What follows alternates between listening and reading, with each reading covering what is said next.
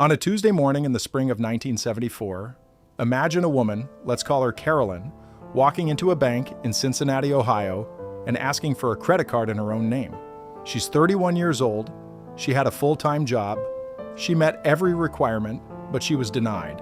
Not because of her income, not because of her credit history, but because she's a woman. Moments like this weren't unusual at the time. In fact, they were completely legal. The 1970s were full of things like this, and everyday realities that sound almost unbelievable today. Some of them were serious, some of them were strange, and some were unintentionally hilarious. From doctors casually smoking in hospital wards to fashion choices that seemed to ignore all logic, this was a decade that played by very different rules. Here are 19 funniest 70s things that wouldn't be allowed today. Let's start with one of the most surprising. Number 1, women couldn't get a credit card. Carolyn Hendricks wasn't alone.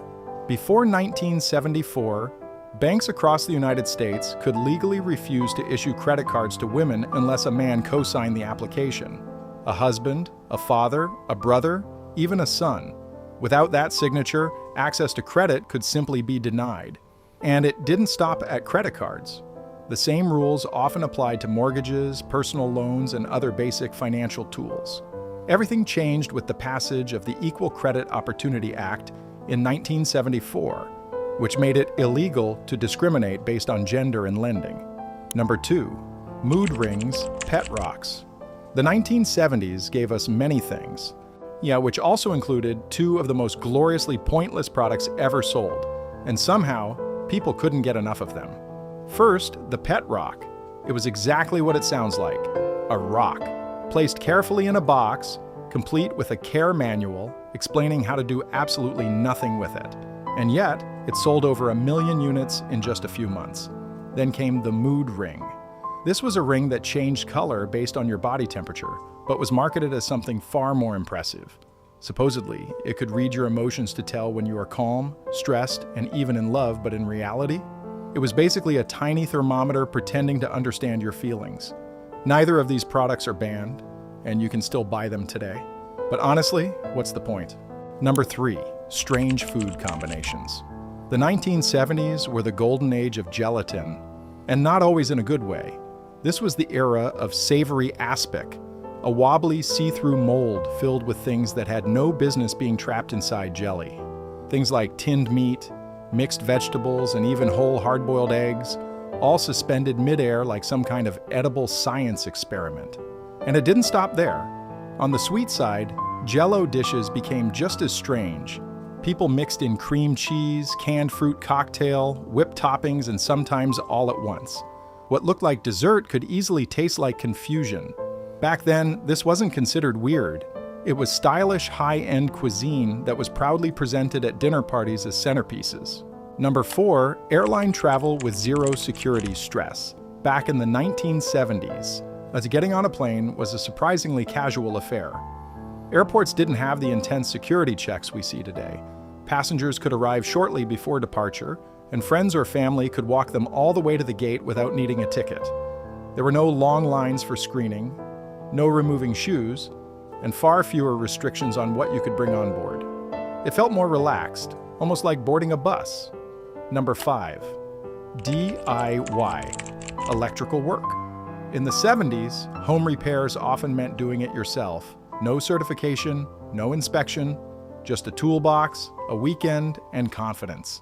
Fathers rewired homes, installed circuits, and handled live electrical systems with little to no formal training. The hardware store sold whatever you needed and asked no questions. Array number 6, kids. Riding in the back of pickup trucks. One of the most iconic and risky things about the 1970s was kids riding in the open back of pickup trucks. No seats, no seat belts, no protection, just a group of children holding onto the sides as the truck moved down the road. At the time, it felt normal, even fun. A carefree ride under the open sky. But it came with obvious dangers. A sudden stop or sharp turn could throw someone out in an instant. Still, despite the risks, it was widely accepted, especially in rural areas where it was simply part of everyday life. Number 7, no seatbelt culture. Seatbelts existed in the 70s, but many people simply didn't use them. Adults ignored them. Children moved freely around cars, standing, lying down, or sitting wherever they wanted. It wasn't unusual for children to stand between seats, lie across laps, or move freely around the car while it was in motion. The law mandating seatbelt use came much later. The first U.S. state law requiring seatbelt use didn't arrive until 1984 in New York. Until then, the idea that the government could tell you to buckle up was far-fetched. Number 8. No helmet laws. In 1976, a single decision changed the way millions of people rode motorcycles, and it wasn't for the better. The National Highway Safety Act had tied federal funding to helmet laws. If a state didn't require helmets, it lost money. States quickly repealed helmet laws, calling it personal freedom, and suddenly, the roads looked different. At traffic lights, riders sat bareheaded, hair blowing, sunglasses on, the engine rumbling beneath them. No helmet on the seat, no strap to buckle, just skin, wind, your ride, your choice. Number 9. Drinking and driving was way more common. Drinking and driving in the 70s didn't carry the same stigma as it does today. It wasn't unusual to find people who had a few drinks at a bar or party driving home without much concern. The laws existed, but enforcement and public awareness were far less strict.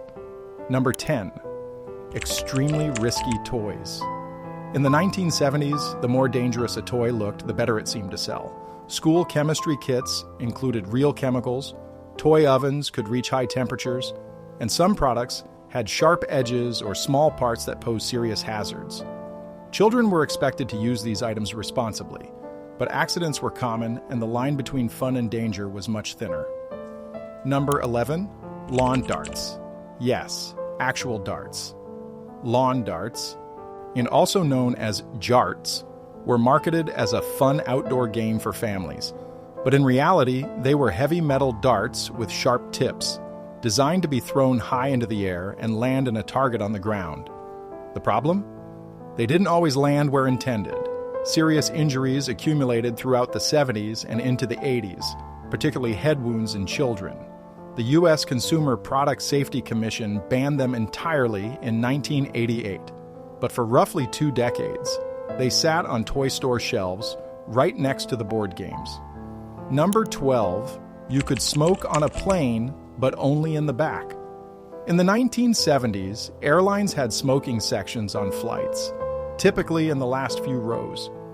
The idea was that smoke would stay at the back of a sealed metal tube, hurtling through the sky at 500 miles per hour. In 1988, U.S. airlines banned smoking on domestic flights under 2 hours. By 1990, that extended to flights under 6 hours. In 2000, Congress banned smoking on all U.S. flights permanently, including international routes. Number 13, cigarettes advertised on television. Stay with us here, because this one genuinely requires a moment to absorb. For most of the 20th century, cigarette brands were among the most heavily advertised products on American television. By the late 1960s, tobacco companies were spending hundreds of millions of dollars annually on TV and radio campaigns, which became some of the most recognizable ads in broadcasting history. Then, on January 2, 1971, it ended. A federal law banning cigarette advertising on television and radio came into effect, and the industry lost its most powerful marketing channel overnight, literally. Number 14. Doctors smoking on hospital wards. In the 1970s, it was normal for doctors to smoke not in a break room or in a designated area, but during ward rounds. These wards had patients who were either recovering from surgery, managing respiratory conditions, or attached to oxygen equipment. And it wasn't just the doctors. Nurses smoked at their stations. Patients smoked in their beds. Even visitors joined in. In many hospitals, no matter where you stood, someone nearby was lighting a cigarette. Number 15. You could be fired for getting pregnant. Back in the U.S., employers could hear a pregnancy announcement on Monday and fire that same person on Friday. But in 1974, some things began to change. The Supreme Court heard a case involving 2 Cleveland school teachers, Jo Carol LaFleur and Anne Elizabeth Nelson. They sued their employer for being inhumane towards pregnant women. Because pregnant women were not allowed immediate leave, no pay, and no form of negotiation, the court ruled in their favor. But this ruling focused on leave. Firing pregnant women was still considered legal. Everything changed when the Pregnancy Discrimination Act of 1978 came into effect. Number 16, children's flammable clothing. Back in those days, something as simple as putting a child to bed came with a hidden risk. A surprising number of children's pajamas were made from highly flammable synthetic fabrics. If these fabrics came into contact with a candle flame, a fireplace, or even a gas stove, the material could ignite almost instantly and spread in seconds. It wasn't rare and wasn't just a theory. It was happening. Although the Flammable Fabrics Act had been around since 1953, it wasn't strict enough. So in 1971 and again in 1975, the rules were tightened specifically for children's sleepwear. Number 17, red dye. Number 2. For decades, red dye number 2 was everywhere. It made food brighter, more vivid, more appealing.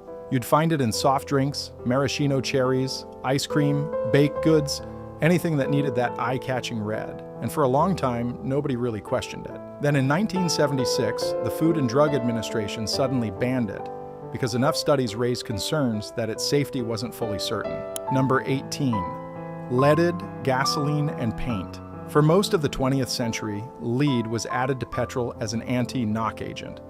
And by the 1970s, scientists discovered something alarming. The lead didn't just stay in the car, it came out in the exhaust. It spread into the air, the soil, and into people's bodies, especially children who played outside near roads. In the 1970s, people finally started to take this seriously.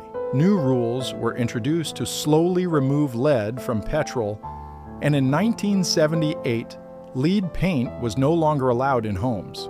But the damage was already done. Many houses were already painted with lead paint, and the ground in cities had been polluted for decades. Cleaning it up would take a very long time. Number 19, disco.